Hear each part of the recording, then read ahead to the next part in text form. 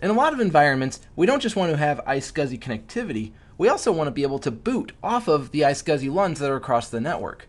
So in order to do that, we need to do a lot of different configuration settings, which we're going to unpack in the next series of nuggets.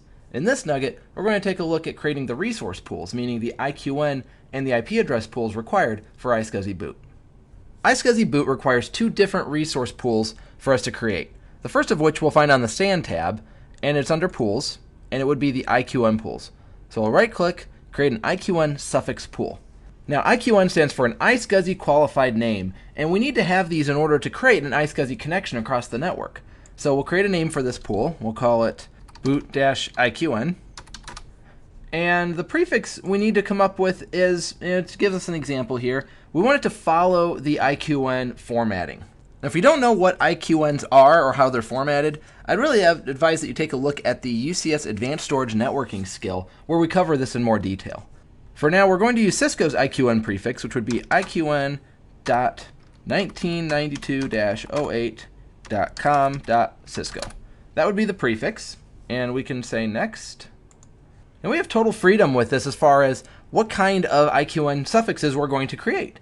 These are not going to be used within the virtual space. In other words, if we're running VMware or Hyper-V or KVM, they don't actually use these. Again, this is for iSCSI boot, which happens before the hypervisor is loaded.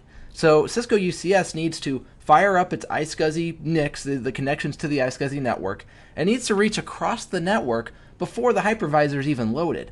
So all of this information is needed because UCS has to perform that initial connection. So the IQN suffixes that we're going to use here will not be used within the VMware or KVM or Hyper-V space. Now we're going to add a pool, and the suffix, again, we want to make it UCS based. I like to use 5108, which is the chassis model ID that is used within the B series environment, keeping in mind that we don't always use B series. We might have C series or S series servers at play here, but it at least gives us a starting point. So then we just need to decide how many of these suffixes that we need. So we can say 20, 30, 40, 100, however many we want, and we say OK. And what we find is that Cisco UCS automatically adds a colon to delineate between the ID that we've chosen, 5108, and the sequencing numbers 0 through 19 in this case to give us a total of 20 suffixes. So we hit finish, and now we have our resource pool. And this resource pool will be used, again, on boot. So when UCS boots up, it will use this resource pool to acquire an IQN. Now, in order for UCS to create the connection on boot, it needs more than just an IQN. It actually needs an IP address as well to reach across the iSCSI network. And so we're going to come over to the LAN tab, and we can expand pools. And we're going to find under IP pools, we have this iSCSI initiator pool. Again, this pool will only be used when we're booting from iSCSI. So we can right-click, create a block of IPv4 addresses, and from here, we need to input all of the information for our iSCSI subnet. Now in our case, this is just an example, so we're going to make up something. VLAN 15 is what we've configured for iSCSI traffic, and so we're just going to say that it's from 15.1, and we'll call it a /24. Default gateway isn't strictly required on an iSCSI network. Usually you don't want to route. In our case, we'll just throw something in here like .254 is our default gateway. 192. And then the size, again, we'll match the size of our IQN pool. I think we said it would be 20 there. And so we'll say, okay, we don't need DNS when it comes to iSCSI. So say okay. And now we've created our pool of IP addresses. So as a quick review, when UCS boots up, we have a UCS server. It's going to have an iSCSI VNIC, which we're going to configure in a later nugget.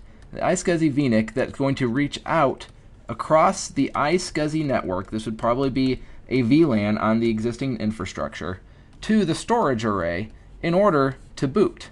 In order to do that, we of course have to have an IP address. We could probably assume that. An IP address needs to be put onto this, which is what this block of addresses is going to be used to acquire. But in order to do the iSCSI portion down here, the iSCSI boot, we also have to have an IQN, which was the first pool that we made. So by configuring these two pools, we should be ready to start to configure iSCSI boot.